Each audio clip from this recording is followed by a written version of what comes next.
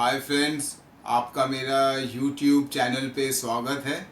इस वीडियो में मैं आपको अपनी क्रूज़ लाइंस की ज़िंदगी के बारे में बताऊंगा।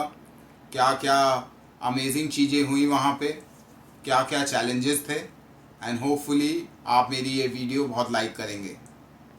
दोस्तों, मैं ताज वेस्टर्न में जॉब करता था, जहाँ पे मेरी जॉब प्रोफाइल थी इंटरनेशनल गेस्ट से मिलना, उनकी आइटनरीज डेवलप करना, और मुझे कहीं ना कहीं बहुत दिली ख्वाहिश थी कि मैं इंटरनेशनली ट्रैवल करूं और डिफरेंट कल्चर्स को सीखूं। जैसे कहते हैं कि आप जिस चीज़ को भी बहुत दिल से चाहते हैं, सारी कायनात वो चीज़ें आपको दिलवाने के लिए तैयार हो जाती हैं, और ऐसा ही कुछ हुआ।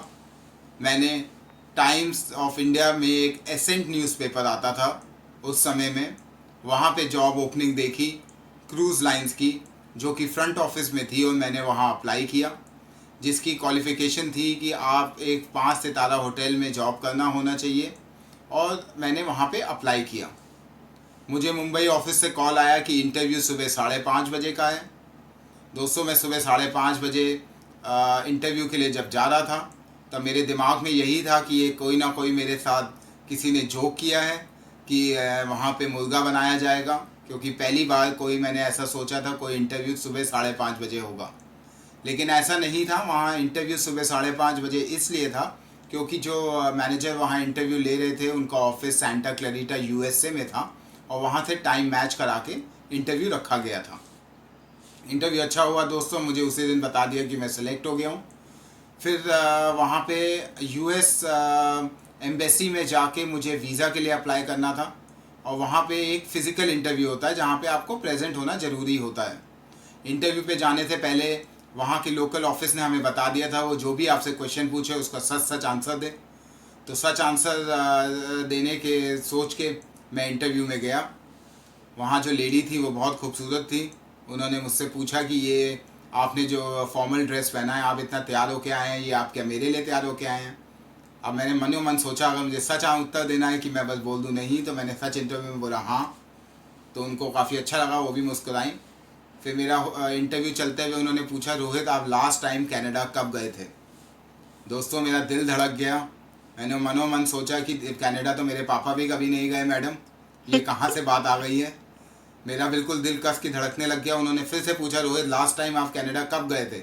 मैंने कहा मैडम, कनाडा तो मैं कभी नहीं गया, इंटरनेशनली मैंने ट्रैवल किया है, और वो था नेपाल।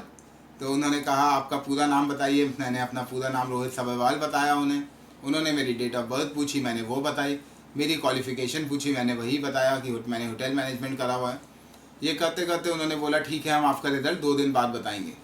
दोस्तों, मैं 2 दिन सो नहीं पाया था। मुझे लगा कुछ ना कुछ गड़बड़ हो गई है, और मेरे यूएस जाने के उस पर पानी फिर गया है। मैंने अभी तक अपने घर वालों तक को नहीं बता रखा था कि मेरा यूएस जाने के लिए इंटरव्यू चल रहा है, क्योंकि मैं उनको भी सरप्राइज़ देना चाहता था।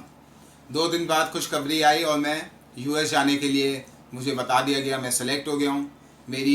मुझे याद है मेरी फ़्लाइट 13 जनवरी की थी, रात के 3 बजे की। लुफ्तांसा से जाना था। मैं मुंबई पहुँच गया टाइम से।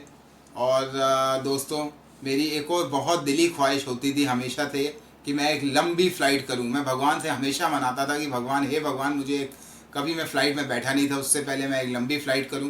तो उस दिन मेरी फ़्लाइट रात के 3 बजे स्टार्ट हुई, मुंबई से फ्रैंकफर्ट पहुंची, जो कि 8 घंटे 55 मिनट की फ़्लाइट थी। 2 घंटे हॉल्ट के बाद फ्रैंकफर्ट से मैं मायामी गया, जो कि अगेन 10 घंटे की फ़्लाइट थी। दोस्तों, ये ध्यान रखें आप भी, जो भी भगवान से मांगें, भगवान हमेशा छप्पड़ फाड़ के देता है। ध्यान रखें आप क्या मांग रहे हैं भगवान से। उसके बाद मैंने लंबी फ़्लाइट कभी नहीं बोली। मैंने अपने कान पे हाथ पकड़ लिए कि हे भगवान, हमेशा फ़्लाइट छोटी ही देना। इतने पैरों में दर्द हो जाता है, कानों में दर्द होता है इतनी लंबी फ़्लाइट में, क्योंकि आप जानते हैं इकनॉमी क्लास की सीटें बहुत ही छोटी होती हैं। मैं मायामी पहुंच गया था। वहां से मुझे एक लोकल एजेंट रिसीव करने आया। सुबह ब्रेकफास्ट के लिए गया तो एक और अचंभा चीज़ हुई। दोस्तों, मुझे जो कटलरी होती है जिससे हम खाते हैं, मैं 5 स्टार होटल में काम करता था। मैंने एक बहुत अच्छे होटल में होटल मैनेजमेंट करा हुआ है, तो मुझे पता है कि कटलरी टेबल पे लेड आउट होती है। मैं कटलरी ढूंढता रहा, मुझे मिली नहीं। फिर एक वहाँ पे मैनेजर थे, मैंने उनसे पूछा तो उन्होंने बताया कि यहाँ हम कटलरी आपके नैपकिन में लपेट के रखते हैं। तो वहाँ एक नई चीज़ मैंने सीखी। ब्रेकफास्ट करने के बाद मैं बस से शिप पे पहुँचा। एक बहुत ही बड़ा जहाज़ मुझे दिखा। इसके बारे में दोस्तों मैं आपको शिप लाइफ के बारे में अपनी सेकंड वीडियो में बताऊंगा। होपफुली आप लाइक करें और मेरे साथ जुड़े रहें। और अब हम जब तक आगे मिलते हैं तब तक के लिए bye and look forward to meet you soon. Thank you and do like share and subscribe my YouTube video.